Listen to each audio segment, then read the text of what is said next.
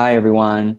Welcome to this ABC Wisdom Hour. My name is George Kao, and I'm the founder of the Authentic Business Community. That's what ABC stands for. And I am honored to be facilitating this very first ABC Wisdom Hour. Now, this is something that we hope to be doing on a regular basis. And so you'll get to participate and listen to short, powerful talks to up-level your life, your business, your health.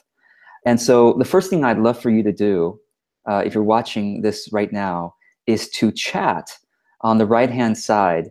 And I already see Karen there, and Jason, and Nav, and Stephen. So thank you so much for chatting. So again, on the right, if you're live with us, then on the right-hand side of the video is the chat. If you're watching this on a replay, then you can chat below the video.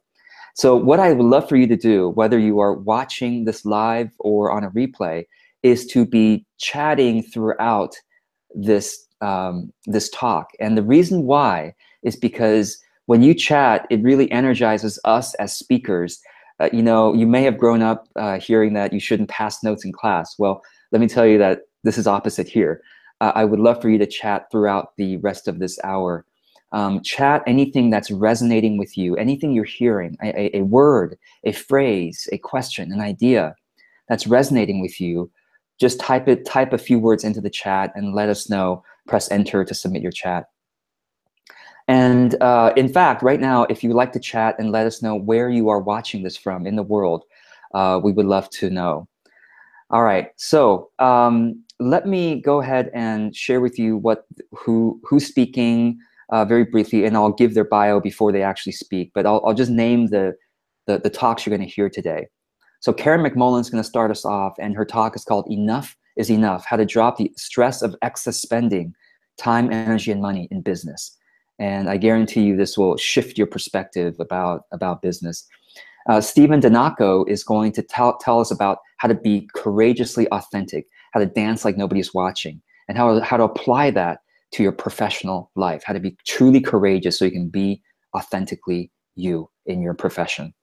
And then actually Hilal wasn't able to join us. We had some technical issues, so we apologize to Hilal and to all of you for that. But Reno is going to round us out with a talk on energy abundance, the holistic keys to turbocharge your life force. And he has a lot of experience in this area, and he's going to really wow you and up level your health by what he shares with us. So without further ado, I am going to bring on Karen, and let me just give you her bio here. And as you can see, since this is our very first time, I'm learning how to MC such an event. So Karen works with leaders, CEOs, business owners, and coaches who feel bogged down by the demands of success and staying profitable. She teaches an amazing framework called Human Design, which is a new approach to navigating daily life and business for alignment, simplicity, and ease. So Karen, thank you so much for being here and being our very first Wisdom Hour speaker.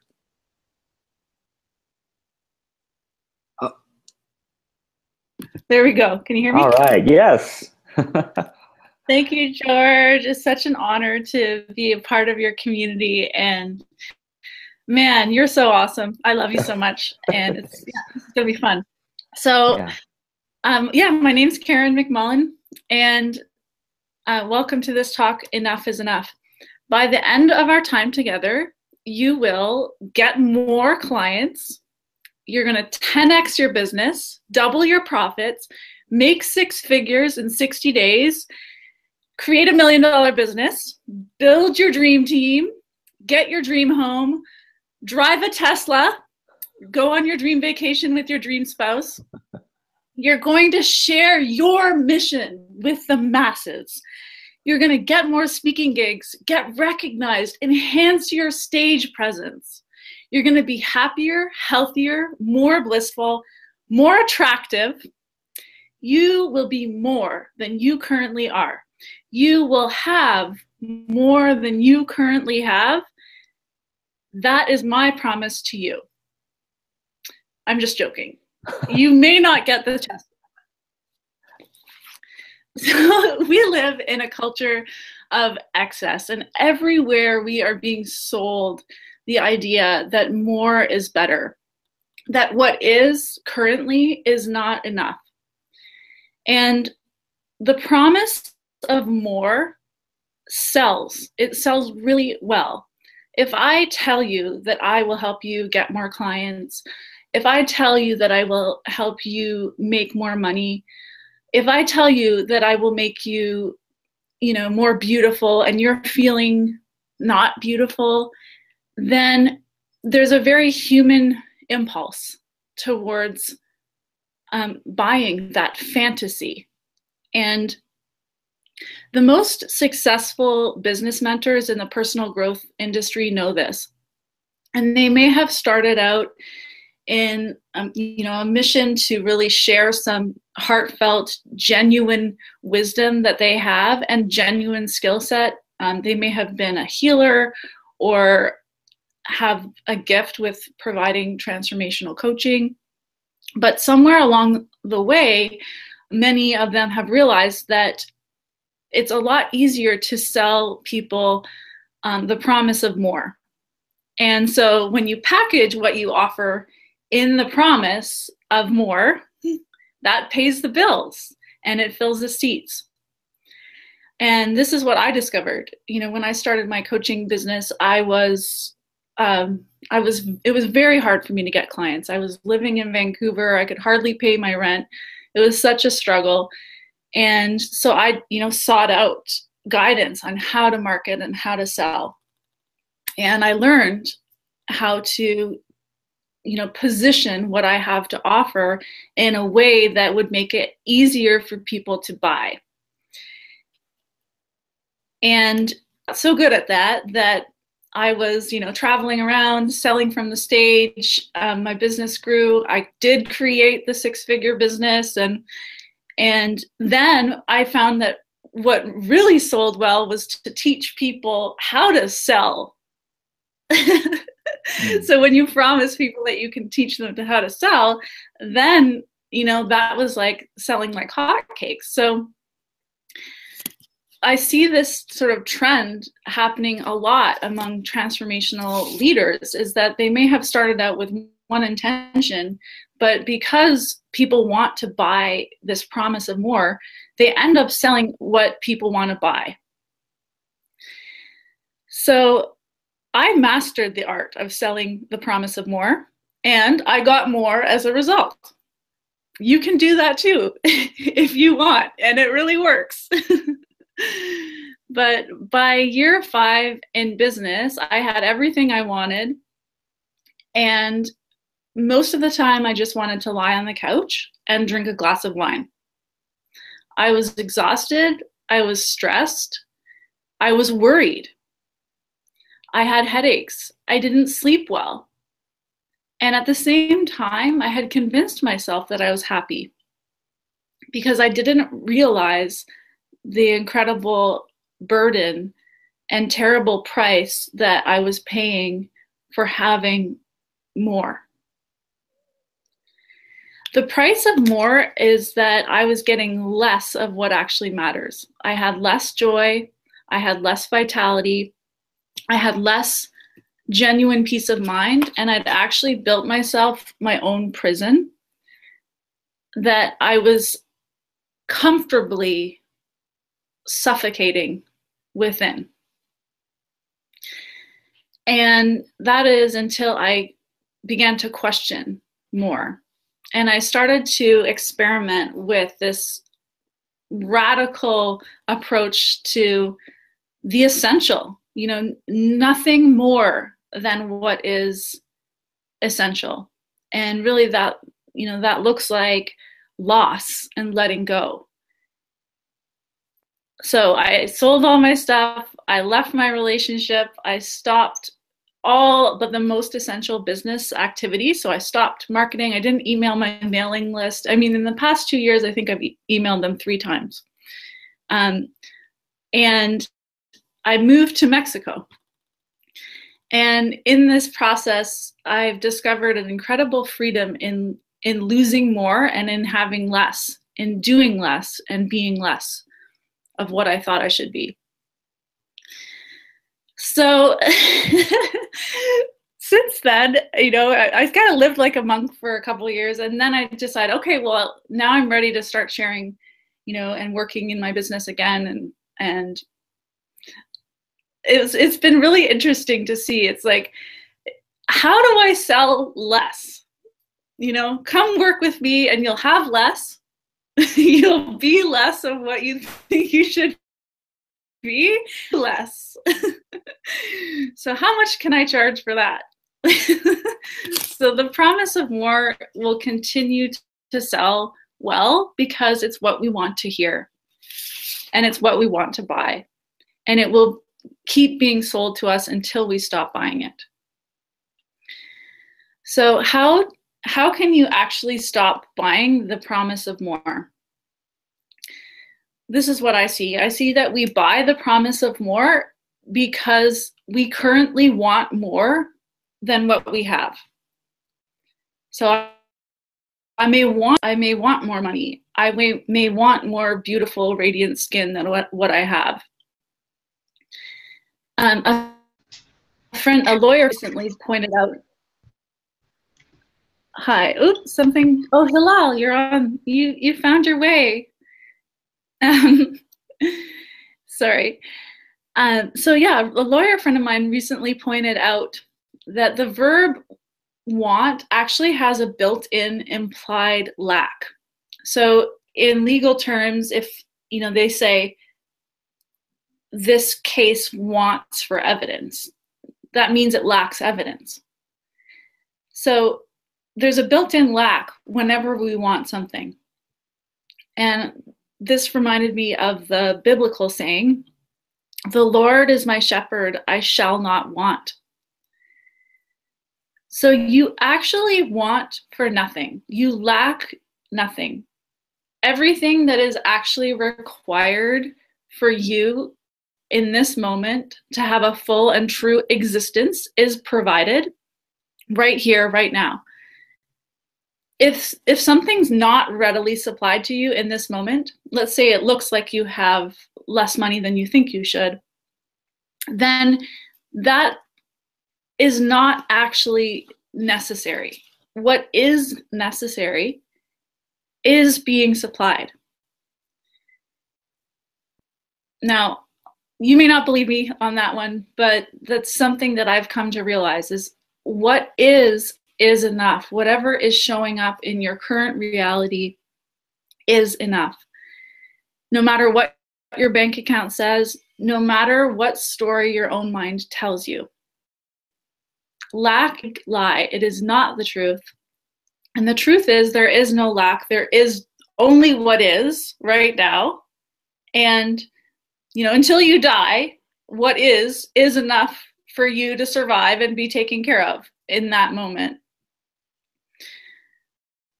Most business owners are moved into action by lack, by wanting and desiring more than what is in this moment. And so, on one hand, there's a desire for more, and on the other hand, there's this lack that's motivating and just them into action. And, that was certainly true for me starting out in business and, for pretty much the lifetime of my business. Underneath that lack and that desire for more is fear. It's a fear that I'm not going to be okay. I'm not going to be taken care of. That what is right now isn't sufficient. So my dare to you and my invitation to you is that next time you're moved to do something in your business, notice what's driving you. And if it is lack, instead of moving, don't move. Be still. Sit and squirm in the terrible discomfort of what you perceive that you lack, and just feel it. Let that feeling of lack permeate your whole being and marinate in it, for however long it takes until you realize that there is no lack. And And that will happen if you sit there long enough. Sometimes it might take a few days. I was recently overcome with this terrible survival fear, and it was so familiar to me. It was a very similar feeling to how I felt at the beginning of my business when 8 years ago when I lived in Vancouver and I had no idea how to make money or how to get clients. And rather than move into action from that place, which would have been very easy to do. I mean, my mind was racing. It was saying, go do this. You could make money this way. You could do this. You could do that. And I could have gotten myself very busy.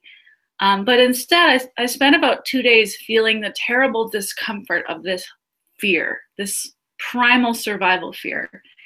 And, then it went away. And it's a lot more fun to be doing life and work from a place of, enjoying what is than feeling lack. So if you feel lack and you want to move forward, sit still, do not move. And that'll cure us. It'll cure us from buying more, the promise of more, the lie of more, the illusion of more, and allow us to just enjoy enough is enough right now. Thank you so much. Beautiful. Thank you, Karen. I've been seeing all these wonderful chats showing up. But I wasn't looking at them because I. Oh yeah, I just. Yeah, it's good. You're focused on your message. For those who are watching the replay, I will actually put the chat transcript in the description of the video because I don't think it shows up automatically under the video after the live broadcast is over. But yeah, you're getting a lot of applause there, Nick, Karen. Thank you. Yeah, and so before we move on to the next speaker, Karen, where can people contact you if they have questions, further, comments on what you've shared, and is there anything else you want to share with us? Well, I actually really loved this topic. It just kind of came to me, in a surprising moment. And I decided I'd like to share more about this. So I'm going to do a longer talk on it. And it's literally called Enough is Enough. It has the exact same title. And you can register for that here. Oh, you can just actually say out the link and then, yeah. Okay, it doesn't work in the chat. Yeah, the link is successrefuge.com. So that's successrefuge.com, Success Refuge. And yeah, I'm going to be sharing more about human design on that because what I found was just following, my nature and listening to the guidance of my design made it really obvious how to let go of all the excess. And I mean, I didn't have a plan for doing that. It just naturally happened when I started being really true. Beautiful. I will be sure to put the link, of course, in the notes of the video. Thank you, Karen. Thank you so much, George. That was fun. That was great. That was great. And thanks everyone for the chats. Please do feel free to keep chatting. Any insights that came to you as a result of Karen's talk, any questions that you have for her. I will, of course, be sharing your questions and comments with the speakers. So next up, we've got Stephen Donaco, and here's his short bio. After a career in leadership, Stephen is now a courage builder. He helps successful, burned out professionals to rise again, inspired and purposeful. So Stephen, it's a pleasure to have you here, and when you're ready, take it away. Great. Thanks, George. I feel like that was a good segue coming in from what Karen was talking about, because I'm going to be dovetailing off of some of those things she talked about. I'm going to share my screen just for a moment. Sure. Because this is going to platform this for us. So actually the first question is, have you ever felt fear? There's 3 questions I'm going to ask you. The first one, have you ever felt fear? The second question is, have you ever felt proud? And then the third question is, have you ever been courageous? So just ponder those for a moment, and I'm going to take a guess that because you're all human beings, that you have felt these things and experienced these things before. You have felt fear, you have felt proud, and you've been courageous. So what I'm going to do in this talk is look at the evolutionary relationship among these three things: fear, pride, and courage. And when I say evolutionary, I mean it's about not only the survival of the body, but it includes the fulfillment of the soul. So the evolutionary relationship among fear, pride, and courage. So let's start with fear. We learn fear to survive. Actually, in that sense, fear is useful to us. Fear is useful for protection of like the physical body. So think of like when you were a small child, and we learned very quickly that you don't touch the hot stove because you can get hurt. So we're sort of taught to fear the hot stove, right? And then later on, we're taught to fear crossing the street in the middle. Like we're taught to use the intersection because that's the safer place to cross the street. And then another example would be like when we learn to drive, we become aware or fearful of hazardous conditions, right? So like if you live in an area where it gets below freezing, ice will form on bridges and it gets slippery. So fear really is providing us an awareness of threats to the physical body. And fear is wired in the reactive or the instinctive part of the brain. So if this is the brain, kind of at the brainstem, there's this thing called the amygdala. And the amygdala is where fear is wired. Okay, so that's fear. So now let's move on to pride. We also learn pride. Just as we learn fear, we learn pride. But we learn pride to advance as productive human beings. So pride is a useful attribute for self-development. And again, let's go back to this childhood example of what I'll present here is this bringing home your report card, like when you're in first grade or second grade, and hopefully you're getting good grades, and when you show that to your parents, they're proud of you, right? Or your grandparents will be proud of you because you have good grades on your report card. So, and then you have pride in yourself for that. And then throughout one's career, throughout school and career, we're always learning new skills, right? So, and pride is a way to sort of grease the skids so that we learn new skills. Like for instance, in my career, I worked in the communication media industry, and I started as a writer, but then I got into radio and I learned how to do audio production. And then later on, I went into multimedia, so I learned video production. So each time I learned a new skill, it was something to take pride in. And pride is wired in the thinking part of the brain. So whereas fear is wired in that reactive part of the brain, pride is wired in the thinking part of the brain, which is the prefrontal area, because we're premeditating outcomes. Like in order to build skills or to set goals, we're actually thinking about the steps that are needed to get there. So it's premeditated, and therefore it involves thinking instead of like instant reaction. Okay. Now the caveat with both pride and fear is that they become problems when they become the object of our work. So for instance, pride becomes a problem when it alone is the prize. So for instance, think about when you were in school, whether it was grade school or high school or even college, and you took a class in a subject that you just did not like. And we all have our preferences, right? And we all have our strengths. So if you're in a class and you're taking something that you really don't like, it's really hard to get an A in that because you just don't feel motivated to do so. But maybe the A is a point of pride for you. So you work really hard to get the A. Now, but the rub is that you're suffering. You're suffering to get that A. So that's where pride becomes a problem.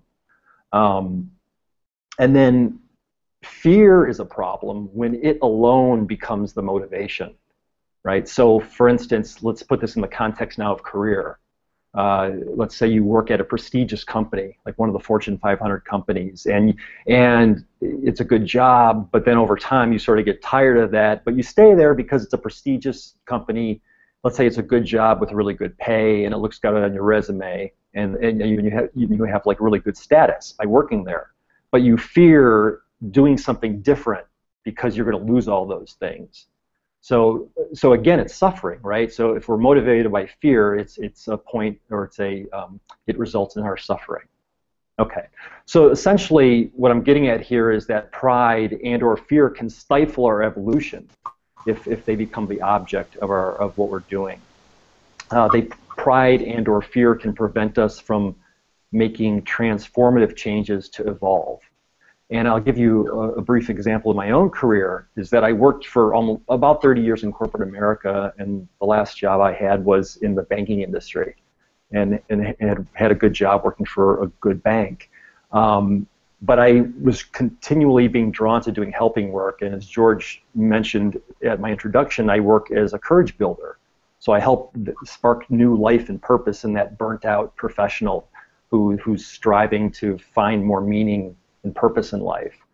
But I had my own fears about making that transition, right? So my fear of leaving the corporate world and my job and my security was like, what will others think of me by making that move? I feared loss of relevancy. So if I leave the banking profession, am I no longer relevant as a professional? I feared the loss of my reputation and stature, and that includes my income, right? Because I was making decent money in that business. So pride and fear then can work together to keep us stuck. So being stuck doesn't feel good, okay? So then what do we need to get unstuck? And let me go back to the slides for a moment. So if we learn fear to survive, and we learn pride to advance in our life, we choose courage in order to evolve. So this is getting beyond the stuckness that fear and pride can put us in. We choose courage in order to evolve. And the root of the word courage means heart. So whether it happens all at one, like in one big bang, or gradually, like it did for me, your soul just is sort of gently going to be knocking and says to you, brain, allow me to introduce you to your heart, right? Because the heart has its own emotional, intuitive, and neural capacity, and much of that is stronger than those same capacities of the brain, and that's been scientifically proven. So when we exercise or practice courage, what we're doing is we're not putting aside the brain, we're not putting aside logic or intelligence, but we're integrating it. So the courage is actually this process of integrating the head with the heart. It's integrating the intelligence with the intuition. It's an integration of the logical and the emotional. Courage is an integration of the scientific and the spiritual, or what we might call the yin and the yang. So the heart is the source of courage in order to embark on meaningful pursuits, whether they be your career, self-development, or contributing to a better world. And the lovely thing about being courageous is that you don't lose anything. Like, courage is not subject to the notions of scarcity. And the courage that you express returns to you abundantly through your own self-fulfillment. And when I say self-fulfillment, it's not about being selfish.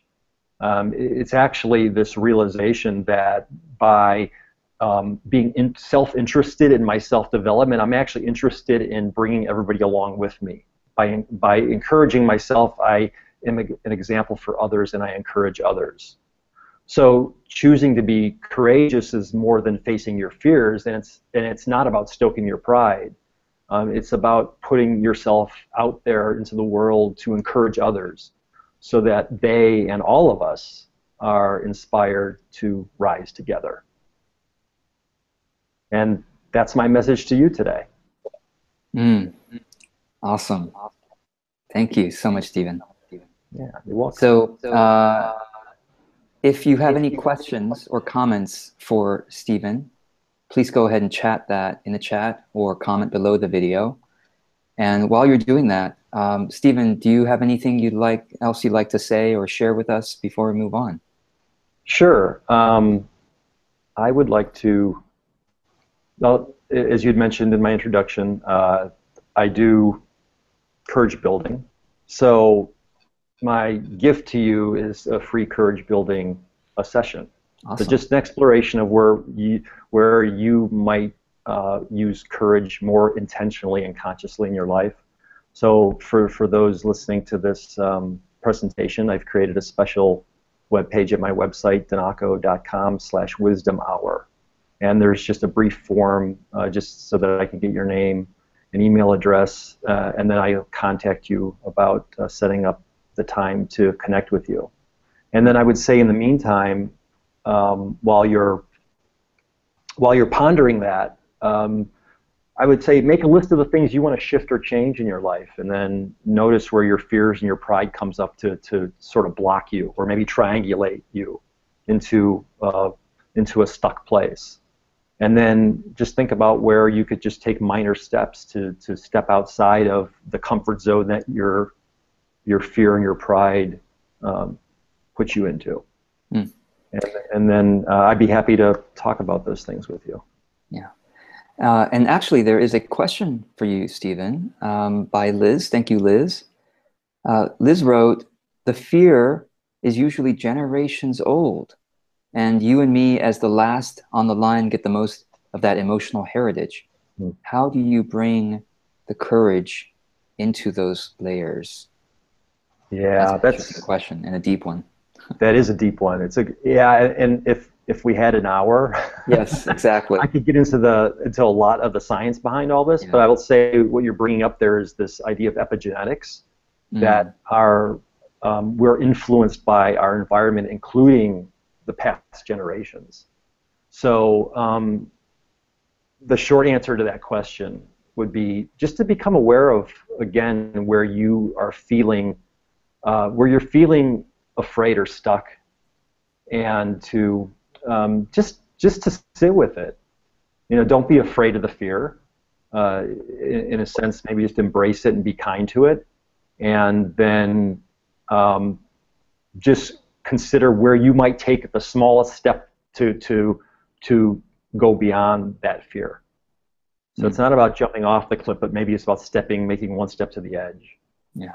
Awesome. And what could you do to help yourself in that way? And the fear is okay. It's not about like ignoring the fear, but it's about transforming yourself by recognizing you in your full humanness. That's the courageous act. Beautiful. Thanks, Stephen. You're welcome. Thank you, George. All right. So next up, we've got Hilal. If we can, let's see if there's the technical issue has been fixed. Hello, Hilal. Can you hear me? Can you hear me, George? Yes, I can hear you now. Oh, sometimes I can hear you. Okay, there's still too much of a technical issue.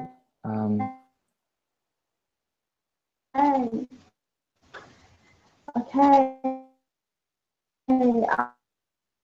I had a sponsorship on George. Would that be okay if I do it next time? Absolutely, yes. Let's have you go next time. Thank you for trying to be here, and I apologize that we have these technical challenges here. All right. Okay, so so next time we'll hear from Hilal. She has a powerful message as well. So now I want to go over to Reno, and Reno is a holistic health specialist igniting higher potentials through biophotonic nutrition. That's a fascinating term. Turbocharging life force and expanding consciousness so that you can live a victorious life. Reno, thank you so much for being here, and I'm looking forward to your message. Thank you. Hi. Well, I have a very different perspective on health than most people, and so my thing is your health is your fulcrum. It's your foundation to not only your career, your relationships, but it's your foundation to evolution. And I feel that unless and until we really honor and take care of our bodies as a sacred temple, we're not really going to be able to tap into our full potential.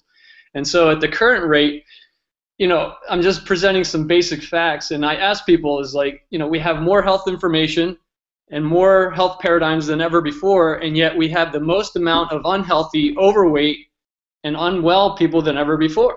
And so, we have epidemics at hand, and it's getting worse and worse every year. So my question is where are all the fit, healthy, radiant people if all these health paradigms are so good? I see a lot of people teaching health, but I don't physically see it with my eyes. When I go to a health food store, I would think I would see healthy people there that would be blinging out. I call it blinging out, radiating, and I don't see that. So, and I'm aware of what's going on, and most people are not aware. And so there's a lot of misinformation out there, and I would like to I think we need to use a higher consciousness level in going into health and making it our #1 priority.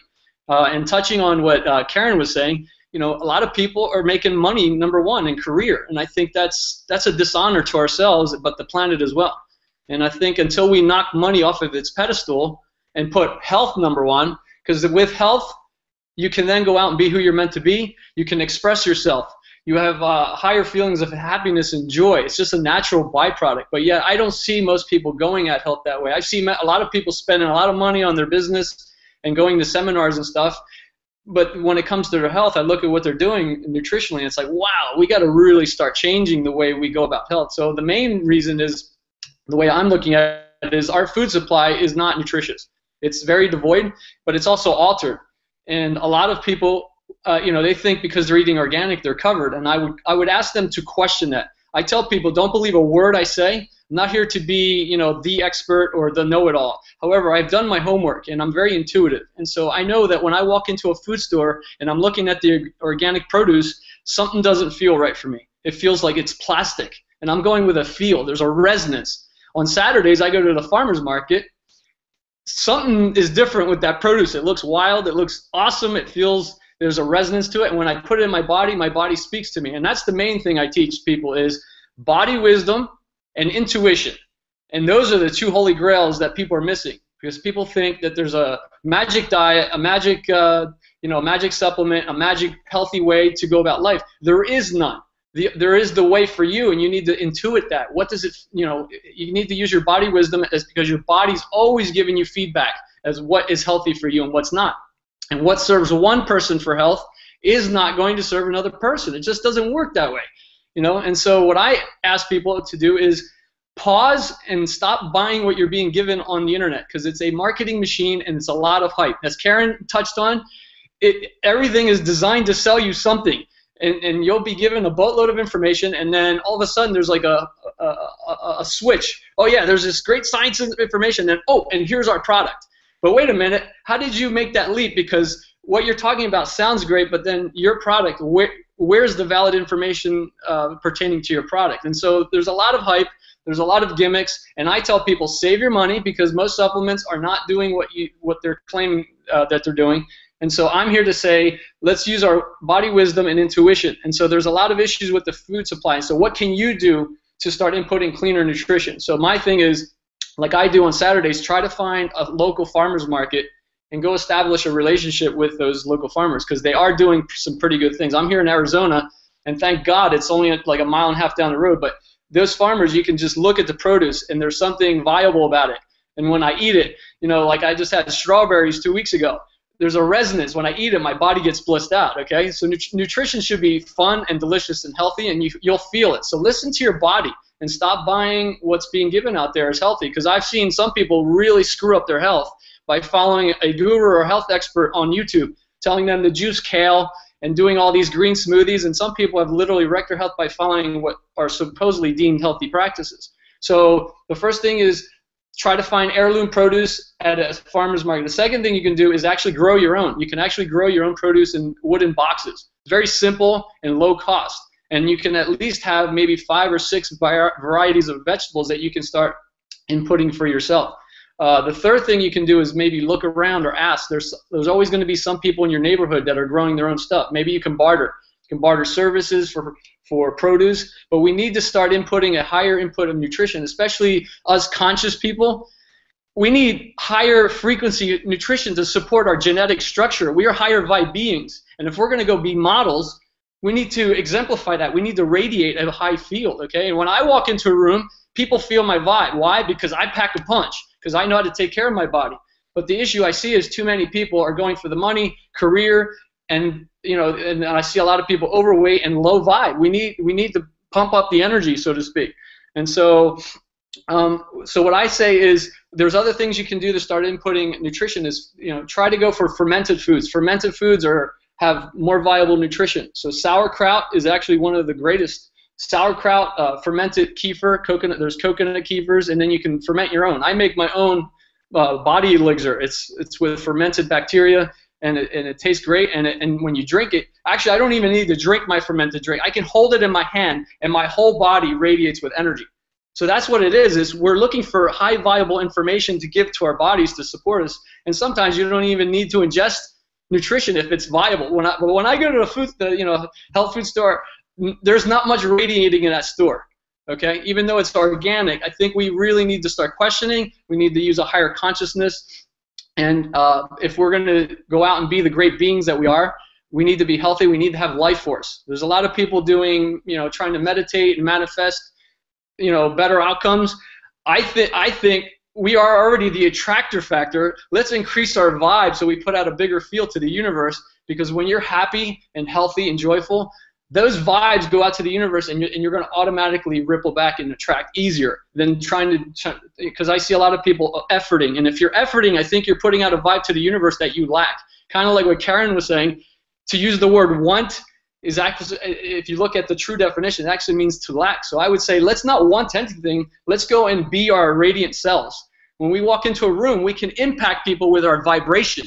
We don't have to say a word. Every time you sit next to someone, you have an opportunity right there to uplift their frequency just by being fit, healthy, and radiant. It's very powerful.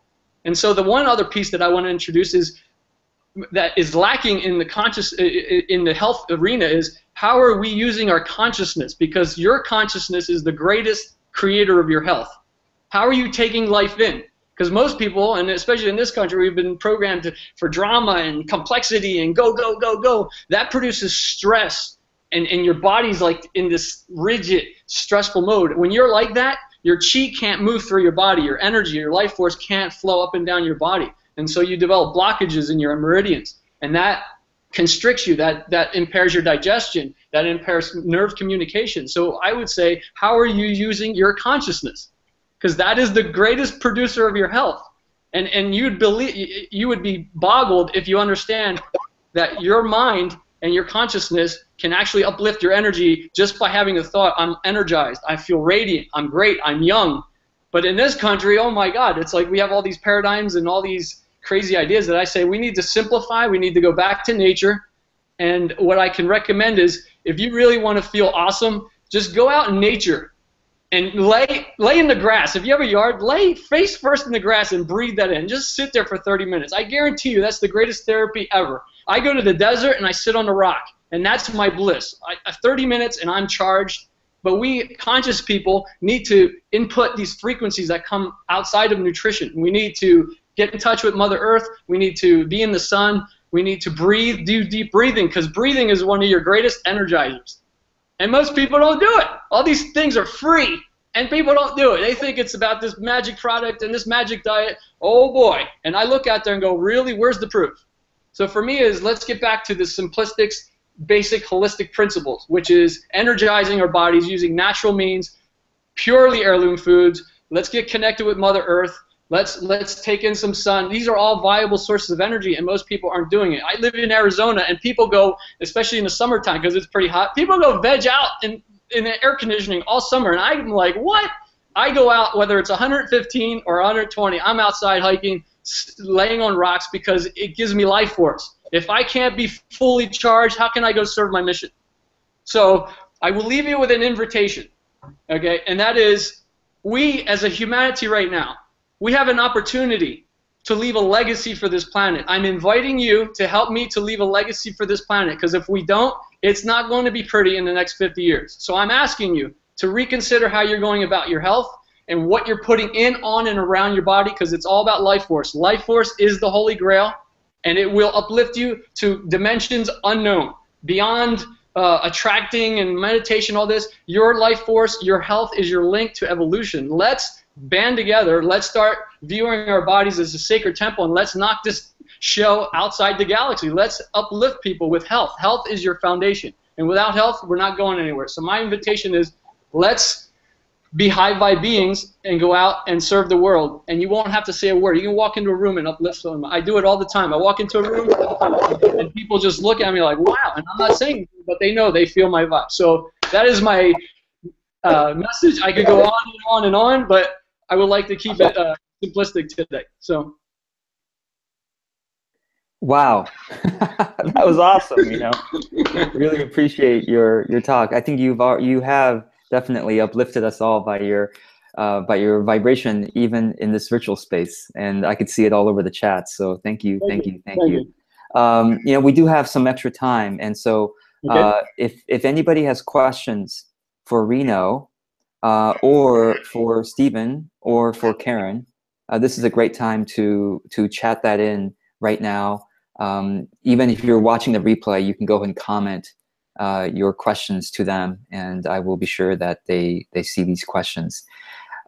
So while I'm waiting for your questions, I would just make a brief mention about who we are as a group. We are the Authentic Business Community. Those of you who are the speakers who are here are all members of the Authentic Business Community. We like to call it ABC. And we are a community, a tribe of business owners and messengers, you might say, who are yearning and working joyfully to create what I call our true livelihood, the work that we are meant to do on this earth, and to earn a livelihood from sharing the goodness there. And if you are interested in the Authentic Business Community, our website is www.authenticbusinesscommunity.com. We actually currently have room for 5 more members. We just launched recently, and there's a maximum number of people we can take, and there's just room for 5 more. So if you're interested in joining us, go to the website, take a look, and you might consider applying.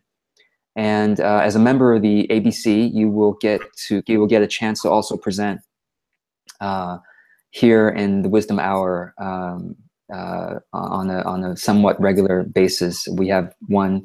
I'm planning to have one every month. As you can see, this has been powerful, and you're going to get an amazing variety of wisdom over the coming months through the members of ABC. So, and there are others in the chat who are also members of ABC. So thank you so much. Let's see here. So there is a question, and so if I didn't get to your question, please feel free to post it again. I do see one question here from Nav.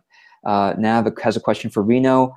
Do you have any tips for building an indoor garden in a small space where the weather is only about 40 degrees for 6 months of the year? And I think that's probably a pretty common question for a lot of us who are going to be watching this. I mean, I live in Arizona. I'm in a condo, so for me it's a challenge. I have a balcony that I go, but I'm actually going to start producing produce via aquaponics. And aquaponics is a very efficient system. It's actually more efficient than hydroponics. And aquaponics just works with a little pump, and it keeps pumping the water up and down this little system. And you can grow a lot of vegetation within a small little unit. And they do have units available for sale. I think I'm trying to think of the company, Juice Plus. Juice Plus has a product where you could purchase, and they have a monthly plan on it, so you can purchase the units, and it's basically you set it up, and it's very simple. It's very low maintenance, and it works with just liquid medium, and you put the plants in the little tubes, and it grows, and supposedly people are having great results. Because what I see is the soil farming is labor intensive, it's high carbon footprint, and you only get a small return for the amount of space, and so you also have a season. With aquaponics, you can grow year round. So that's what I'm going to start exploring and investing in. Eventually, I want to have huge solar greenhouses with aquaponic systems, and I want to make that food available because it's horrendous what's going on in this country, and I can get into the stuff going on behind the scenes. I don't want to. That's not the time or place for this call, but there's a lot of things going on in the food industry most people are not aware of. And so, and especially the organic. So I would ask, start growing your own stuff, go to farmer's market, ask around, and start exploring with either a hydroponics or aquaponics, because it's very efficient. It saves a lot of resources. So. Excellent. Wonderful. So in our last couple of minutes, what I would love to do is actually allow each of you speakers to share any final message for this hour that you'd like to share. And in fact, there's a question here. Reno, you can speak to that or anything else you want to say. Karen actually says, Reno, what is your background and how did you get into this? So maybe we can hear from each of you speakers for another 1 or 2 minutes. Okay. I was always into health ever since I was a child. I was making my own Bisquick pancakes at 4 and 5. I've always been into nutrition, making fun stuff. But what happened is, long story short, I wound up getting chronically sick a number of years back. And I worked out 5 days a week. I was into healthy eating, and I was like, wait, what's going on here? And so I started awakening to the fact that emotionally, mentally, I had things going on. I didn't grow up in a family where I could express myself, so I was bottled up and holding on to a lot of emotional stuff. And it's the way I was using my consciousness. So it wrecked my health, and that's what set me on a mission. I healed myself, but then I saw that a lot of people have deep emotional, mental issues, even with weight gain and symptoms or health conditions. So there's always an emotional, subconscious thing going on deep inside that we're not dealing with, and that puts strain on your body, doesn't allow your body to function well. But that's how I got into it. Then basically, I'm an intuitive, so I actually learned most of my stuff. It gets downloaded. All my books I wrote as a download. It's not something I desired to. It's not an intention. I said I'm going to write this book on this topic. It would just come, and I would write, and then I would learn most of my information through reading my own books, which is kind of interesting. So I got into the health field just because I had some health things going on, and I corrected it. And then my mission is to help people, because I see a lot of the inaccuracies out there, and people are, I call it the hamster wheel. They're trying, but they're not going anywhere. So I want to set the record straight, present a new way of going at nutrition, but also the way we view our bodies. Awesome. And Reno, do you have something? Where can people find you, or do you have something to share? You can go to my website at renosoriano.com. That's R-I-N-O. Soriano is S as in Sam, ORIANO.com. I have a bunch of free goodies on there. I have a few downloads that are instant, but I do also offer a free discovery session with people who are looking at, I'll give you 45 minutes. And sometimes it's just a few little tips can make a big difference in the long term. So I'm here to assist people. And kind of like with Karen, I'm not for the money. I'm here to empower people. We need to get health corrected because there are epidemics. My mission is to impact people so they actually get shifts. So if you go to my website, bunch of free goodies. And I just created a new free 5 energy boosters. They call it 5 abundant energy boosters. And that's at renosoriano.com/abundant-energy-boosters-. And so you can go there, and there's a form you can fill out, and it gives it to them free. It'll instantly download for them. So excellent. Yeah, and I will include that link in the notes of the video as well. Okay. Thanks, Reno. Thank you so much. Thank you. Awesome. All right, and let's see here. Okay, great. Stephen, anything you'd like to share as we adjourn? It really strikes me about this community and this presentation today by all of us is that we're all integrating so much of the same thing, and it's all about higher vibration. And I'm just awed by the divine order in which we all presented and what we presented on today, because it hits on all of these really key points in major areas, from body to mind, spirit, source, and we all just wrapped it together in a package and have given it away with great love and enthusiasm. So I just wanted to note that. I noticed that, and that it's I'm so happy to be a part of it today. Awesome. Thanks, Stephen. Great to have you here. All right. And Karen, is there anything that's coming to you to share as we close up? I saw Nav so graciously asked me about my monthly income. so I'll share.